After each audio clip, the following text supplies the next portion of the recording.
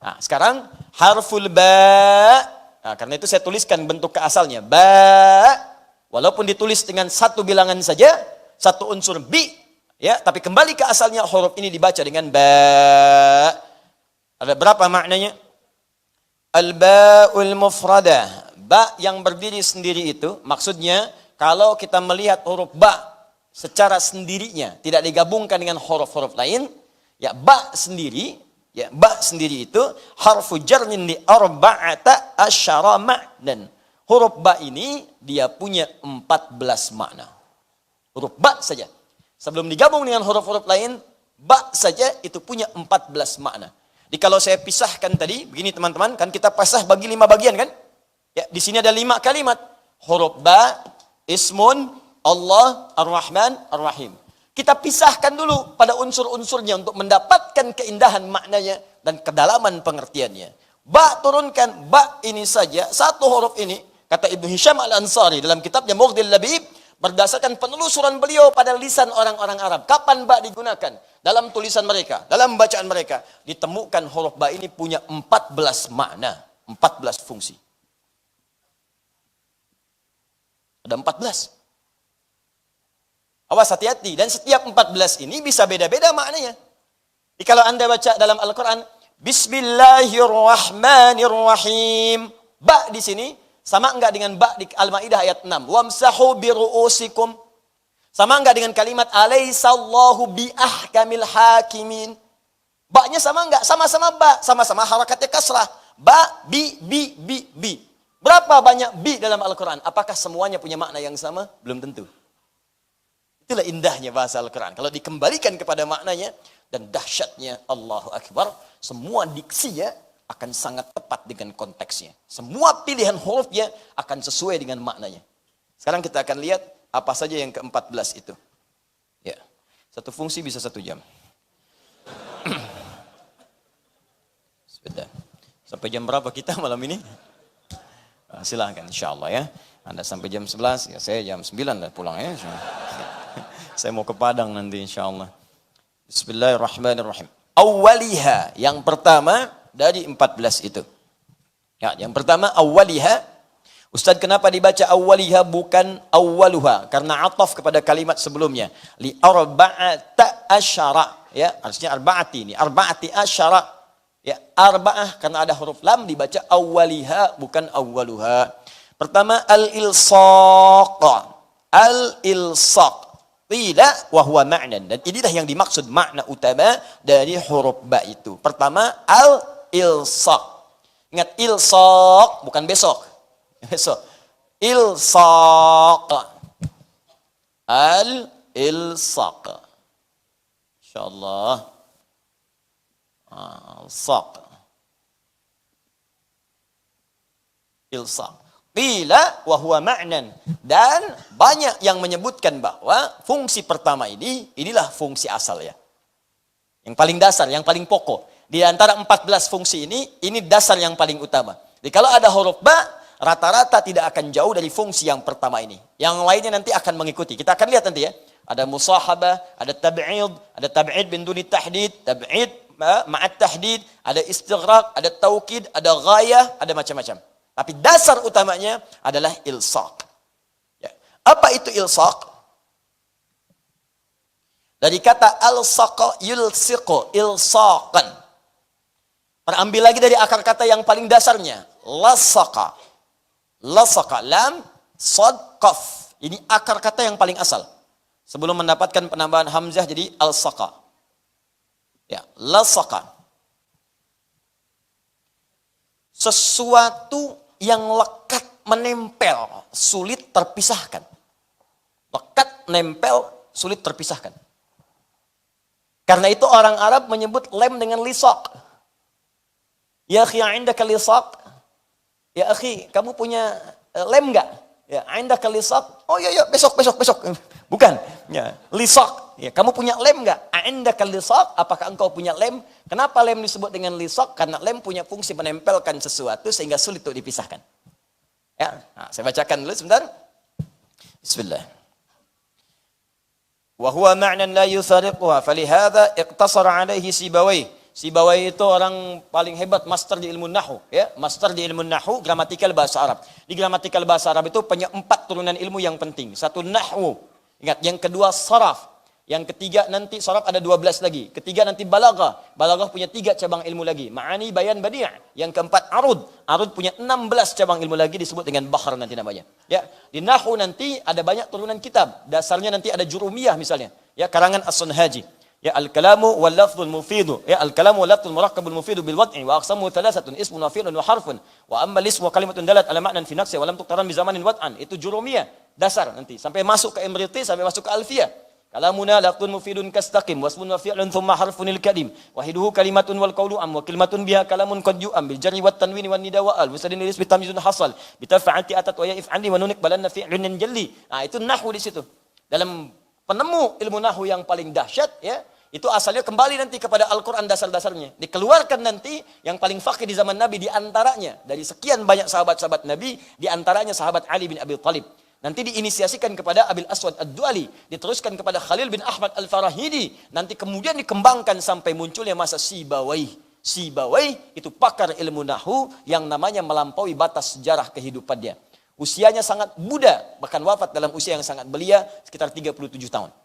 Itu pakar bahasa Arab. Dan asalnya menjadi pakar karena ketidakmampuannya mengucapkan bahasa Arab dengan benar.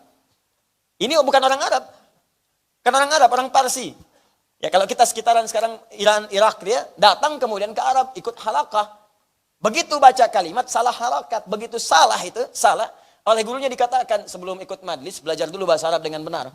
Supaya bisa baca dengan benar. Langsung dipatahkan penanya oleh beliau. Ya, bukan sekedar patah, sengaja patah. Dasar guru. Ya, bukan. Bukan amarah begitu. Bukan. Tapi beliau berazam di hadapan gurunya, saya tidak akan datang lagi ke tempat ini, saya patahkan dulu pena saya sebelum saya mampu menguasai bahasa Arab dengan baik. Itu caranya. Keluar beliau belajar bahasa sampai jadi pakar di bidang bahasa, mengalahkan guru yang tadi kemudian mendebat beliau itu. Atau membetulkannya. Jadi kalau ada kalimat-kalimat guru demikian, ditafsirkanlah ke arah yang positif. Dapat keberkahannya. Syekh Nawawi Al-Bantani itu di antara doanya sebelum datang ke majelis ilmu sering sedekah. Sedekah, ngasih orang-orang sekitaran, dan diniatkan sedekahnya itu, niatnya itu indah sekali. Apa niatnya? Ya Allah, mudah-mudahan dengan sedekah ini, ya Allah, saya ditutup dari mengenal aib-aib guru saya. Saya nggak pengen tahu aibnya, ya Allah. Ya sedekah sebelum datang. Supaya tidak disibukkan untuk mencari kesalahannya. Supaya tidak disibukkan untuk menafsirkan segala kekurangannya. Pokoknya udah, saya nggak mau tahu, pengen kebaikannya aja. Karena itu tidak pernah beliau belajar pada setiap guru kecuali mendapatkan manfaat ilmunya. Dan tidak pernah kenal kekurangannya. Sehingga pikiran semuanya terbatas pada kemuliaannya. Nah, ini kadang-kadang ini yang hilang di siswa-siswa sekarang. Sebelum masuk majlis sudah salah tuh. Majlis siapa? Ustaz Adi? Bid'ah. Itu bisa mana? Bagaimana dapat ilmunya? Ya. Nah, karena itu saya katakan pada siapapun mesti baik. Ya, berprasangka baik. Kalau ada baik diambil, tak sepakat jangan dicela. Ya? Nah, itu siapapun gurunya. Anda tidak harus berguru kepada saya. Banyak ustaz-ustaz lain yang baik-baik. Ambil ilmunya.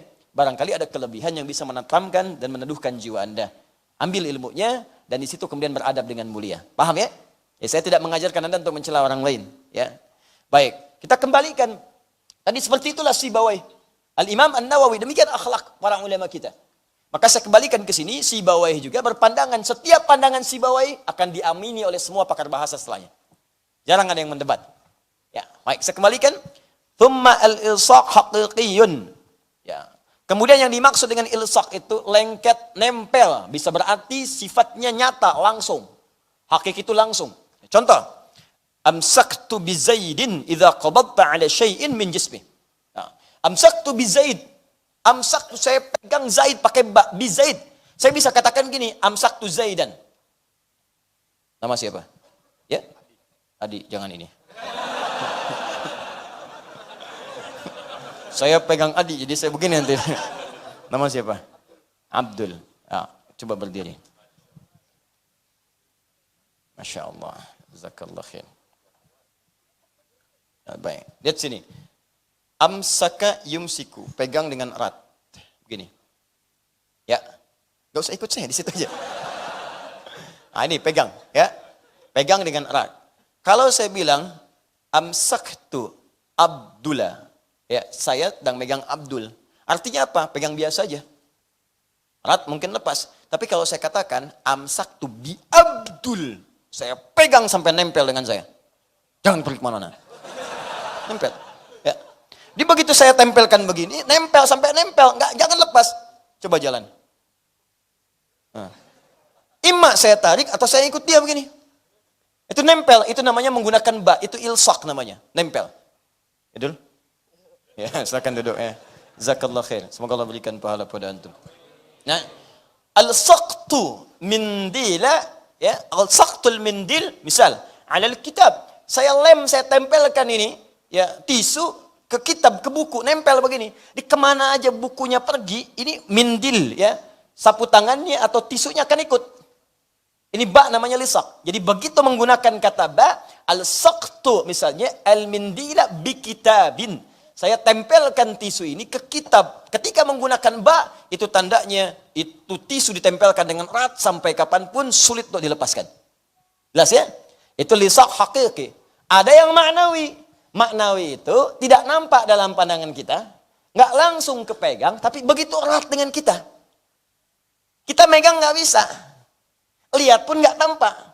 Ini bagian kedua nih. Tadi satu hakiki, bendanya ada, kelihatan langsung ada. Contoh, amsaktu bi Abdullah. Saya pegang tangannya Abdul dengan kuat. Abdulnya kelihatan.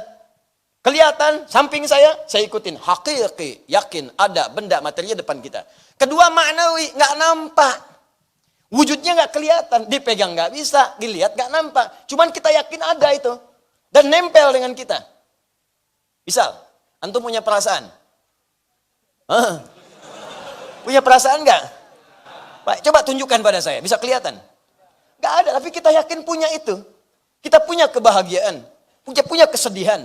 Ya, ada orang kemudian datang mengajak debat Abu Hanifah. Dia orang paling hebat di masanya, liberal dia, datang di masanya Imam Abu Hanifah. Tuhan tuh nggak ada katanya, karena nggak kelihatan. Masya Allah, hampir kalah semua orang pada saat itu. Datang anak kecil namanya Abu Hanifah Nu'man, lewat dia. Kenapa Tuhan nggak ada? Maaf om, bahasa kita ya, sini. Maaf om, sini katanya kan. Oh kamu mau nantang saya? Bukan, ya. Saya cuma pengen tahu aja kenapa plak ditampar. Kaget dia.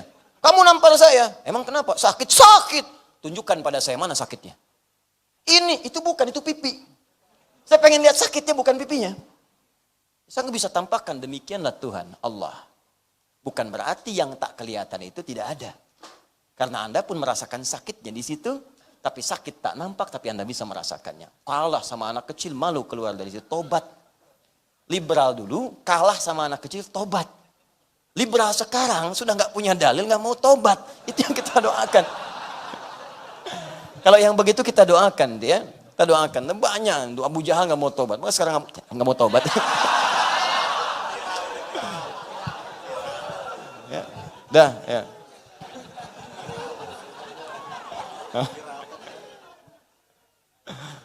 Belakang bawa ibu-ibu, apa sih? Gak apa-apa Bu ya, gak apa-apa, bismillah. Walaupun tidak nampak, yang penting hati kita terhubung lah ya. Nih. Catat, Dun.